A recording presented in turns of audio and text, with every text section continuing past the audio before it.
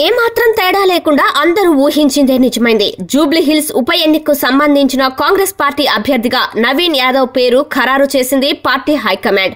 ఈ మేరకు ఏఐసీసీ అధికారిక ప్రకటనను విడుదల చేసింది. జూబ్లీ హిల్స్ టికెట్ కోసం పలువురు ఆశావాహులు చివరి వరకు పోటీ పడినా అవకాశం మాత్రం యువనేత నవీన్నే వరించింది. మాజీ మేయర్ బొంతు రామ్మోహన్ యూటర్న్ తీసుకోవటం కూడా ఆయనకు బాగా కలిసి వచ్చింది. అటు సీఎం రేవంత్ రెడ్డికి నవీన్ యాదవ్ నమ్మిన బంటు కావటం అనేది కూడా పెద్ద ప్లస్ పాయింట్ అయింది. ఇక జూబ్లీ హిల్స్ టికెట్ కోసం నవీన్ యాదవ్ పెద్ద పోరాటమే చేయాల్సి వచ్చింది. పలువురు టికెట్ కోసం విశ్వ ప్రయత్నాలు చేశారు. ఢిల్లీ వెళ్లి పార్టీ పెద్దలను కలిసి తమకున్న పరిచయంతో చక్రం తిప్పాలని తీవ్రంగా ప్రయత్నించారు. తమకే టికెట్ దక్కుతుందని ఎవరికి వారు ధీమా వ్యక్తం చేశారు. అయితే స్థానికంగా ఉన్న వ్యక్తికే టికెట్ ఇవ్వాలని ఏఐసీసీ నిర్ణయించింది. దీంతో నవీన్ యాదవ్ లోకల్ లీడర్ కావడం కూడా బాగా కలిసి వచ్చింది. ఇక్కడ ప్రజల్లో కూడా మంచి పేరు సంపాదించుకున్నారు.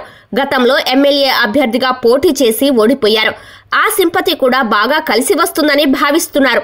సుదీర్ఘ కసరత్తు తర్వాత నవీన్ యాదవ్కే టికెట్ కేటాయించింది హస్తం పార్టీ అధిష్టానం. కాంగ్రెస్ హైకమాండ్ తనపై నమ్మకం ఉంచి జూబ్లీ హిల్స్ టికెట్ ఇవ్వటంపై ఆ పార్టీ ఎమ్మెల్యే అభ్యర్థి నవీన్ యాదవ్ స్పందించారు. ప్రజాసేవ చేసేందుకు అవకాశం కల్పించిన సోనియా, రాహుల్, ఖర్గే, కేసీ వేణుగోపాల్, సీఎం రేవంత్ రెడ్డికి ధన్యవాదాలు తెలిపారు.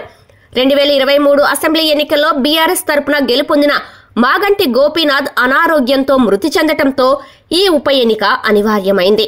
నవీన్ యాదవ్ ఆ ఎన్నికల్లో ఎంఐఎం అభ్యర్థిగా పోటీ చేసి ఓడిపోయారు.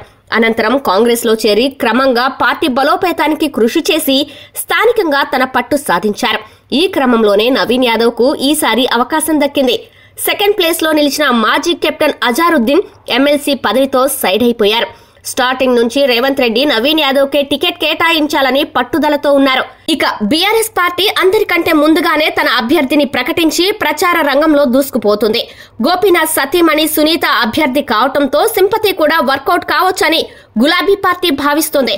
ఇక టీడీపీ, ఎంఐఎం పార్టీలు పోటీ నుంచి తప్పుకున్నాయి. ఒక్క కమలం పార్టీ మాత్రమే పోటీలో ఉంది. ఆ పార్టీ ఎమ్మెల్యే అభ్యర్థి ఎవరు అనే దానిపై ఉత్కంఠ నెలకొంది. ఉప ఎన్నిక నవంబర్ 11న జరగనుంది. 14న ఫలితం తేలనుంది. ఈసారి ఓటర్లు అభ్యర్థుల వ్యక్తిగత చరిత్రతో పాటు పార్టీల స్థానిక అభివృద్ధి వాగ్దానాలపై దృష్టి పెట్టనున్నారని పొలిటికల్ ఎక్స్పర్ట్స్ భావిస్తున్నారు. జూబ్లీ హిల్స్ బైపోల్ అనేది ప్రధాన పార్టీలకు చావో రేవో అన్నట్టుగా తయారైంది. చూడాలి మరి ఇక్కడ ఏ పార్టీ అభ్యర్థి గెలిచి జెండా ఎగరవేస్తారో అనేది.